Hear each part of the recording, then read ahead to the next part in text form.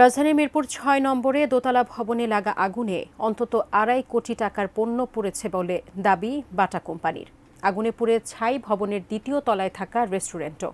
ভবন মালিকের অভিযোগ নিছক অগ্নি দুর্ঘটনা নয়, বরং ভবনের মালিকানা নিয়ে পূর্ব শত্রুতার জেরে ঘটানো হয়েছে এই অগ্নিকাণ্ড। রাত ১১টা ৫৫ লাগা এই আগুন জ্বলতে থাকে ভোর ৪টা পর্যন্ত। পুড়ে ছাই হয় দোতলা ভবনের পুরোটাই। আগুন নেভাতে ফায়ার সার্ভিসের ৬টি ইউনিটের নিরলস চেষ্টা। ভবনে রাবার ও চামড়াজাত পণ্যের আধিক্য থাকায় আগুন নিয়ন্ত্রণে আনতে বেগ পেতে হয় তাদের। এক নাগাড়ে ৪ ঘন্টার চেষ্টায় আগুন নিয়ন্ত্রণে নিয়ে আসতে সক্ষম হন তারা। যদিও ততক্ষণে পুড়ে ছাই ভবনের প্রায় ৩ কোটি টাকার সম্পদ। সানবিট সব দিবে সামাল। সানবিট ম্যাজিক প্রেস ডিশওয়াশিং এর মাথা ঘোরানো সলিউশন। ২.৫ কোটি টাকারও উপরে প্রোডাক্ট ছিল।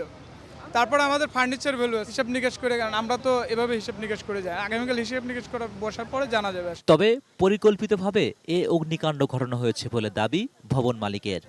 বাড়ি খালি করো, এর আগে আসছিল ১৫-২০ জন, বলছে বাড়ি খালি করো। লোকজন পাঠাচ্ছে, লোকজন আইসা গেটে আইসা ধাক্কাধাক্কি করে। নাম নিতে পারবো না, কারণ জানের ভয় আছে।